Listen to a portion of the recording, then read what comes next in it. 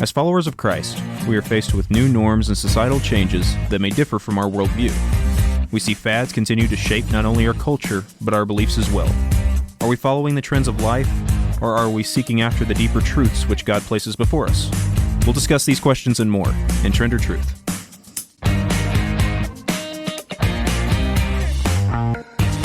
Hello and welcome back. This is Zorn again from the Amp Station.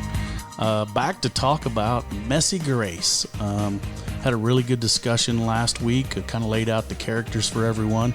I got the same characters with me today from the Claremore Church of the Nazarene, Wes Hostler. Hey. And then, of course, from here and also the Church on the Move, Mason Phillips. What's up? I felt like we had a really good talk last week. I was really pumped afterwards. You guys didn't seem near as pumped as I did.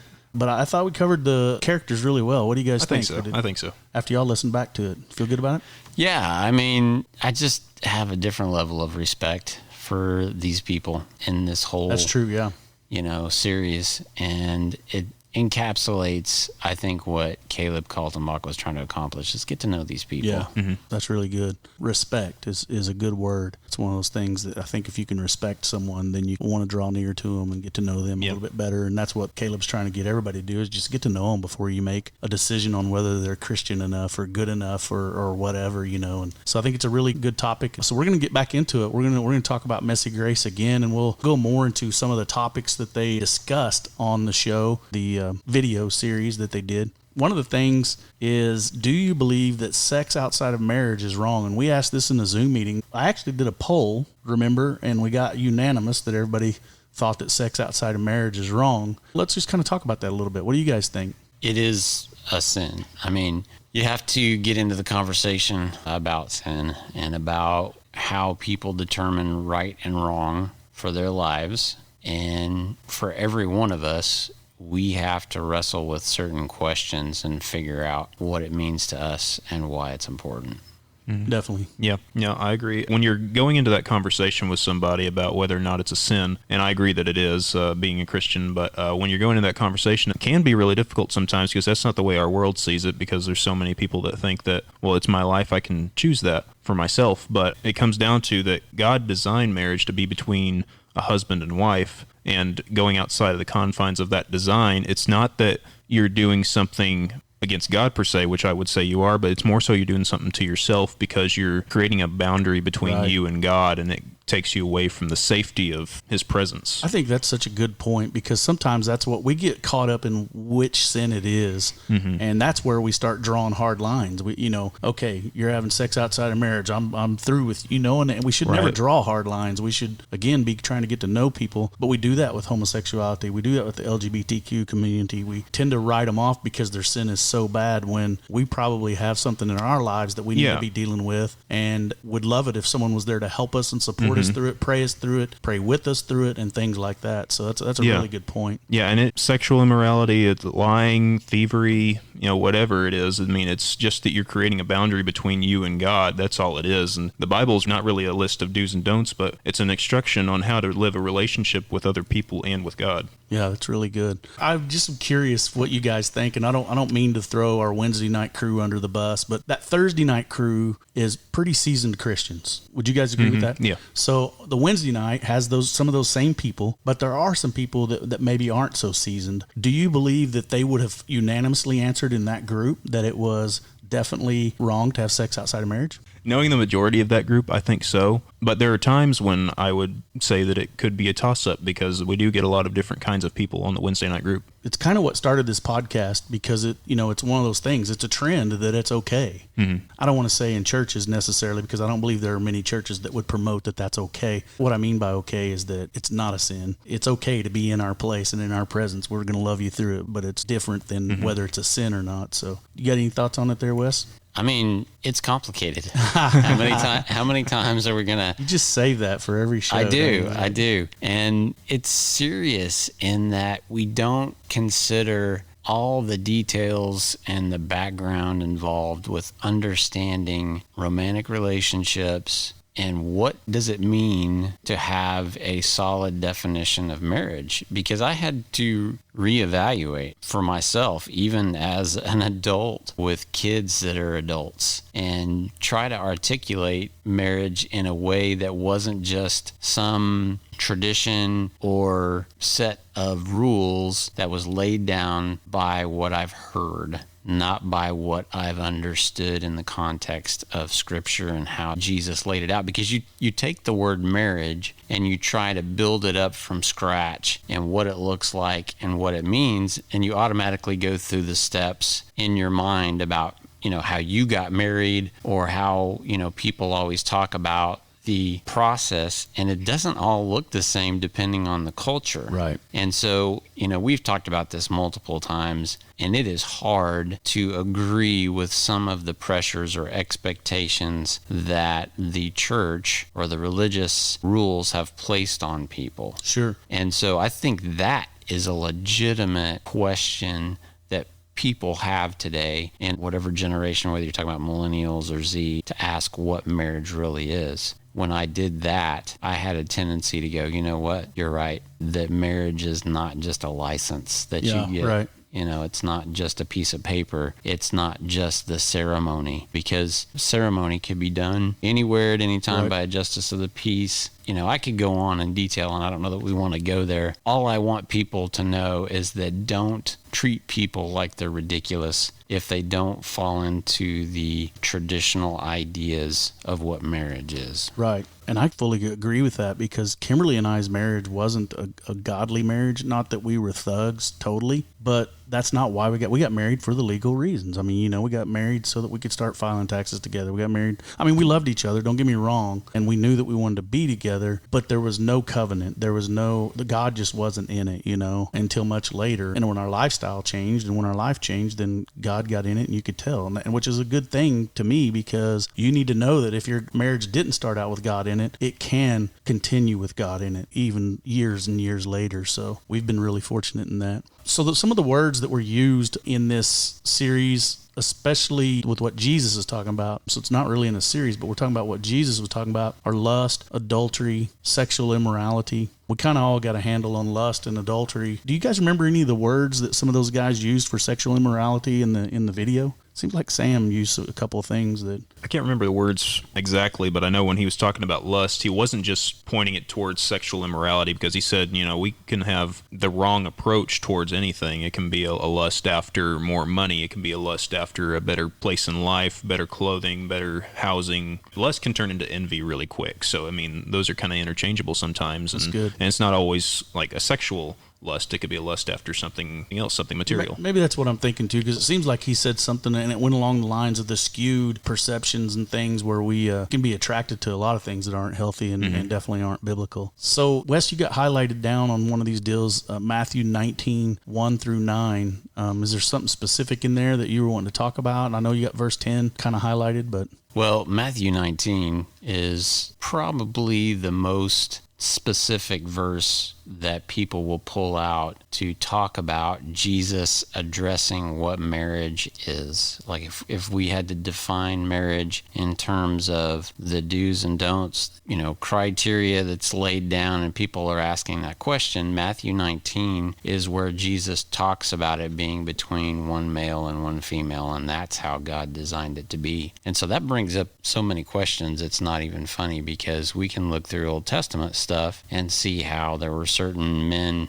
mainly kings or people of royalty, that had multiple wives. And so we see some things in there that makes us stop and question, right, is Jesus saying that it's changed? Or is Jesus going back and saying, this is how it was designed? And there are even people that we might look up to in Scripture in the Old Testament that didn't do it right, that didn't do it the way it was supposed to be done. And of course, he's referring to adultery and divorce at that point when he's talking about women were treated like property in their culture, and who knows how many wives that these Jewish men would have, but essentially they would just trade in every once in a while without having a legitimate reason. The wives had not committed sexual immorality, which is supposed to be the only legitimate reason for divorce. So he goes into how Moses would give them a certificate of divorce because their hearts were hard, and on and on and on. So the point is that the two things that Jesus mainly addresses for sexual sin is going to be lust and adultery, because homosexuality really wasn't something that occurred in their culture.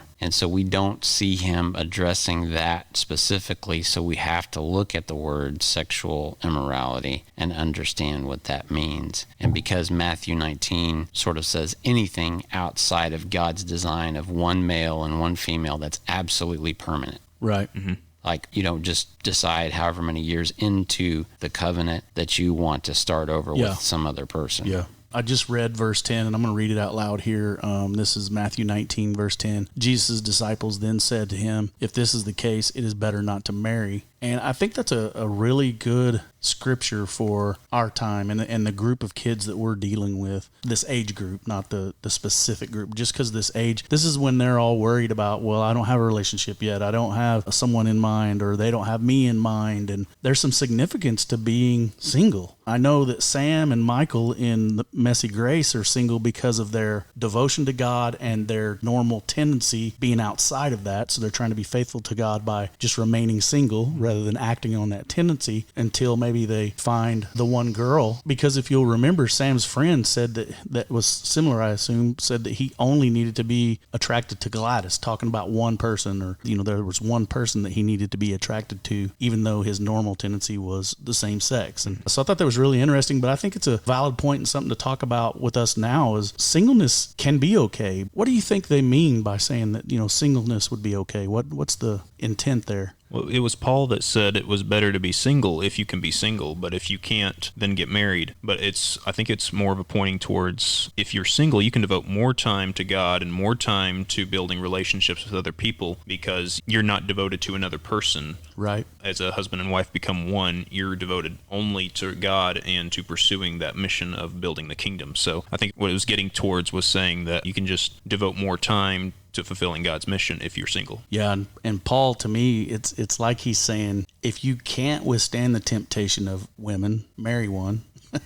But if you can, then stay single so that maybe you can serve better and in a different way. So really, really cool stuff. I think this interconnects well with what Sam was describing with one of his really close friends, is that the inclination or desire, whether you're talking about hormones or the chemical things that we describe that create attraction between men and women, and we'll get into this in Matthew 19, he's saying, isn't it better to be attracted to a person rather than to someone's specific chromosomal nature? And I thought that was just astonishing that we normalize being attracted as men to every woman that we see, like to a group of people that have specific body parts or whatever, versus being attracted to some person because of who they are. Yeah. And that is huge. And I think that is what makes a difference in how we perceive that permanent relationship. Because if you're attracted to that person and it's not because they fit a category, like I'm going to settle on this person, they check all the boxes, they're female or whatever for the criteria that God has set up, then it seems to me you're settling for someone who might not be that person. Right. And I think deep down we know that because,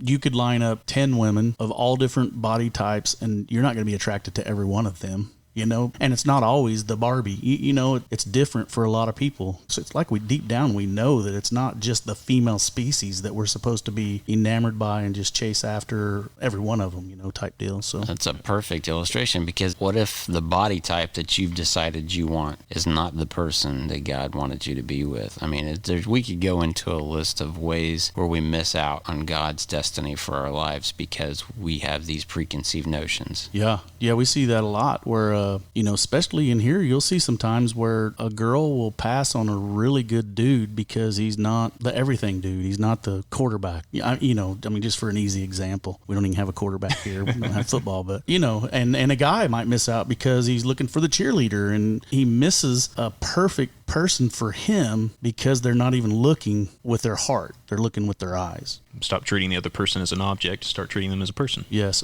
Which we're seeing here in the AMP station as far as friendships. We're seeing all kinds of kids mix with each other that didn't before because they were intimidated by whatever factor. Right. But then they come in here and hang out and do homework, and then they start playing ping pong, and then they start having conversation, and then they start leaving and going to have coffee together. And they would have never done that before because they wouldn't have even talked to each other. And it's the same principle. It's just now let's get beyond that with the opposite sex and relationships as far as that goes. So good stuff. Good stuff. So Sam and Michael make this decision. They decide that they're going to live alone for Christ. What do you guys think is involved in that decision? Well, I think it's, for one thing, a sacrifice. I don't remember if we talked about that last week with talking about family or not. Did we talk about where Sam said things that we're going to give up for the kingdom, for following Christ? We have to count the cost. And Jesus said there'll be things that you give up. And he articulated that the things that would be most valuable to us would be some of our relationships. Right. And the fact of the matter is that following Christ is a decision that will cost us relationships, because those people will never choose to let you follow or let you live a life that makes them uncomfortable or rearranges how you interact with that person. And I think I'm getting too technical, but the point of the matter is, when you become a Christian, that's what the kingdom is supposed to do, is replace that family. Yeah. You're not supposed to miss out on anything relationally, because essentially, if we're all children of God, we're supposed to all be family. Yeah, I did a message one time, and it was about displacement, and that's where I see God at work a lot. It's not replacement. There's a difference. When you displace something, you're putting something in its place, and it's moving the other out. And that's what I see Christ do so much in people's lives. Is I had things in my life that I enjoyed that weren't necessarily sinful things, but they were things that kept me away from God, and he slowly started replacing those things with things I've drawn to with him. And one of them's reading the Bible. That's one of my big kicks now, is like, hey, we've got to be in the Bible, or we're not going to get this right. And he's made it enjoyable for me, and he's given me things to use from it, that I can say things to people now that I've never been able to say before, because I just didn't, it wasn't ever even in there. I can't tell you where it's at. I've said that many times, but I can tell you what it says and know what the meaning is behind it. And that's 100% God thing. So I can't remember if it's Wes. When I say the word gay, he always gets this look, because I know what he's about to come at me with, and it's that these thoughts and ideas aren't about sex necessarily, right? You know what I'm trying to talk about? I do. I still don't think I understand the term gay, honestly. Just because when I see people describe someone being gay, it's usually a personality type. Right. A flamboyancy, a tendency, a slight tendency even. I mean, it's maybe a handshake, it's like... Well, not only that, but they maybe dress more colorfully or choose things that are maybe some person would consider eccentric or creative. They like art rather than sports if they're a guy. They like basketball rather than art, if those kinds of things. Which I don't want to make generalizations, but I've seen people do that, where they put people in that kind of box and say, well, they must be gay. And I'm like, I don't understand that. Yeah. I really don't grasp how that is something that automatically categorizes you as someone that would practice a homosexual lifestyle, because to me that's dangerous, and also something I think people would not want to be categorized as far as their identity if they're not choosing to be in a homosexual relationship or do that to automatically make those assumptions. Yeah. And I think that's one of the things that Margaret and Carly really talked about in the segment where they were talking about, she was saying, when we played Army Boys together, well, he was a boy, he was supposed to, but no one said that I was gay because I played Army Men with him or whatever. But had he been playing Barbies with her, it sounds like maybe the way his dad was, it was going to be, oh my gosh, you can't be doing this, and sometimes you're just trying to make a connection with your sibling, not trying to put out something that is a same-sex tendency or anything like that. You're just trying to be a kid, honestly. Goes back to labels. And I'm listening to you. Yeah. I'm learning, because no, I'm serious, because I was one of the, I've told you guys I was super judgmental, and I told you the story about the young kid that come to my house when he was like 4 years old, and he had some of those things that he was doing, and I was like, that dude's gay. Now I'm using the terms how I would have used them then, because I would never want to say something like that now, but I just thought because of the things that he was wanting to play with, the people that he was wanting to play with, which were my daughters, and they're awesome, so everybody ought to want to play with them, But that was my mindset was, okay, well, he was 4 years old. He hasn't thought about anything sexual at all, and I'm making that kind of judgment and passing it on him, and it's unfair. And not only that, I think if you're not careful, if enough people do that within earshot, especially as a parent, because I've had friends of mine that have been nervous about that, your kids sense that, well, then they probably start going, man, am I? Do I? When they get old enough to start understanding that and thinking about it and like, well, I do like this. Do I like other guys, And I think you kind of can put someone into a position that they don't want to be in, and then they get around someone that might try to manipulate that for their benefit and can change a life, You hear it enough times, you start to believe it, so. Yeah. So hopefully we can get away from making those kind of generalizations. If we have a loving, pure heart, I think that helps us to look at people just like when I'm talking about the way that I have in the past looked at women with a lustful heart. Maybe now we could look at people like they're children of God rather than what their action is or what their tendency is or anything like that. They talked a lot in there about exchanging the truth for a lie. They brought up Romans 1. What does that mean to you, Wes? It's complicated. Never mind. What do you think about that, Mason? I'll defer to Wes.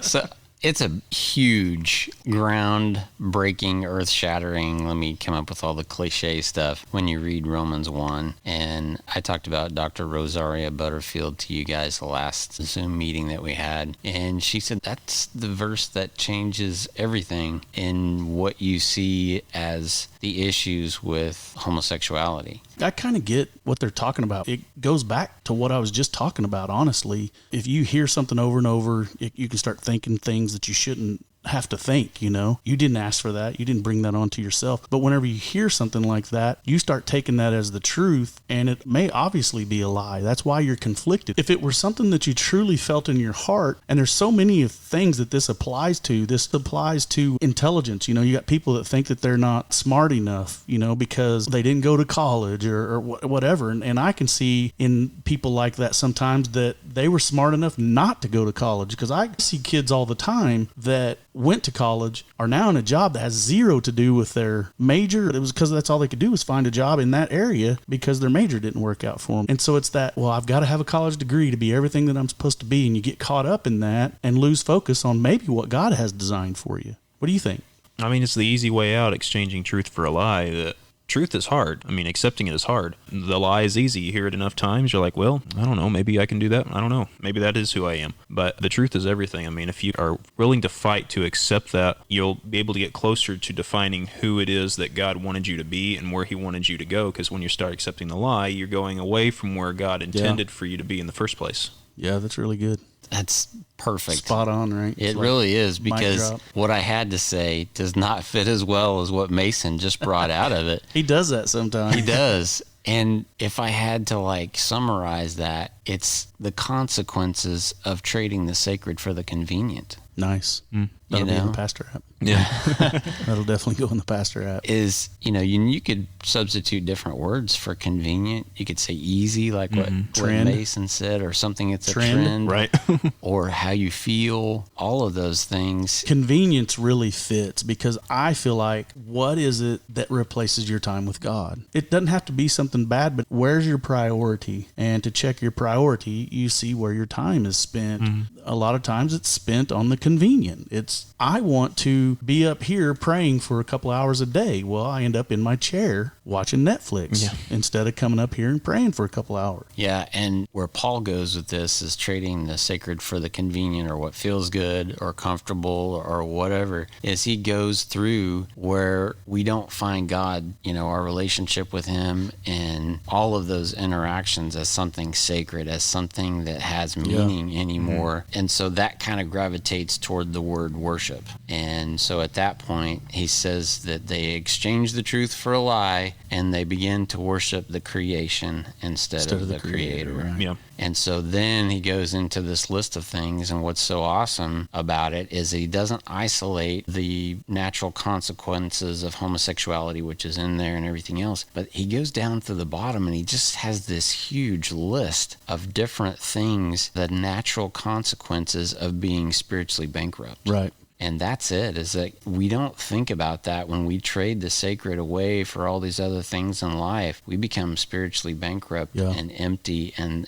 that's what happens. And I think sometimes, like we're talking about, those don't have to be bad things, but they're keeping you from being close to God. And that's where we find things. That's where things are answered. That's where things come to us. That's where the Holy Spirit's freed up to work in our life. And we just, in essence, kind of turn away from that. It's that barrier again. You're putting that barrier between you and God, building up that wall. That's a terrible barrier. And sometimes I think because we're not doing anything bad, we get lost in the idea and don't even recognize. We're just kind of like, I don't feel bad, but I don't feel blessed, you know? And I don't know, man, when I know I'm blessed, and that's not always in a good situation, I love that way more than like, I'm just kind of in the middle ground. Yeah. Which he talks a lot about, that middle ground. He's not super excited for us to be there. Right. So I think we're about out of time here for this. You guys got anything else that you'd want to close up with, and just anything you want to say real quick about the series, and other than for people to really go check it out? I mean, you got to watch it. It's mind-blowing when you go. It makes you think about the whole, not just loving people in the LGBTQ community, but just how to love people. And it just gives you a good and new perspective on everything. What about you, Wes? Other thoughts just rolling around in my mind now from Romans 1. Bring it up. Well, we got a few more minutes. I think that may be one of the reasons why people, think about certain sin as, I'm not hurting anyone. Right. Because no, I do know the natural consequences aren't there. I mean, or we've found ways around them, because there's a lot of things that we attribute to sexual immorality, or consequences that we attribute to sexual immorality, and we've found ways to skirt them through science, or, get around what used to happen in Jesus' day. So we assume there aren't any consequences, and they're all spiritual. And we don't even grasp the spiritual consequences and how that impacts our lives, as well as everyone that sees it, and it becomes normalized to them. Consequences become self-inflicted at that point. Exactly. Yeah. Which I think goes back to Sam saying that we're all attracted to stuff that isn't good for us. Right.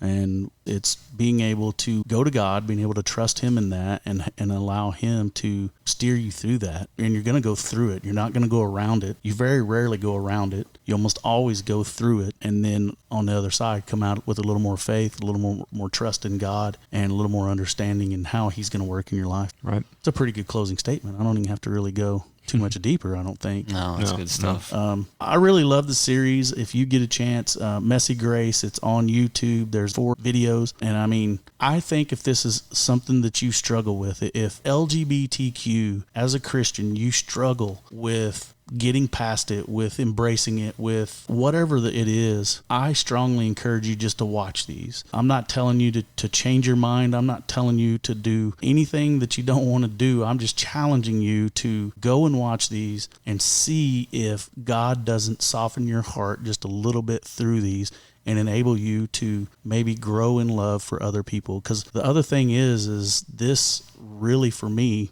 has opened things up in other areas as well. I really want to lose judgment in all of my heart, and this series, I think, can help with that, because I say it all the time. Nothing matters without the relationship, but I don't live that all the time, and I want to live that all the time. It's easy for me to preach it and try to teach it, but I've got to live it, especially for it to really matter to the people that I'm trying to preach and teach to. So I encourage you just to check it out. The last 2 episodes, if they don't wreck you, then you don't have a heart. No,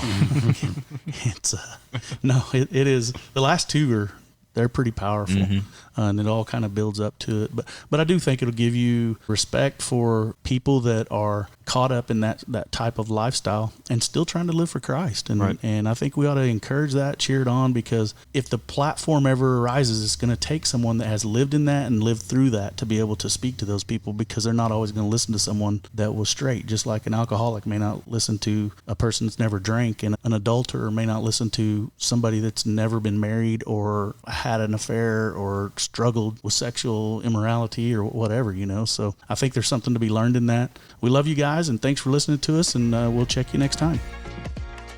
This podcast is recorded out of the AMP station in Claremore, Oklahoma. AMP is a Christian ministry geared towards college students and young adults, with an emphasis on loving God, loving people, and making disciples. Consider becoming a subscriber so you don't miss a single episode. You can follow us on YouTube and your favorite podcast platforms. Once again, thank you for joining us today, and we'll talk to you next time.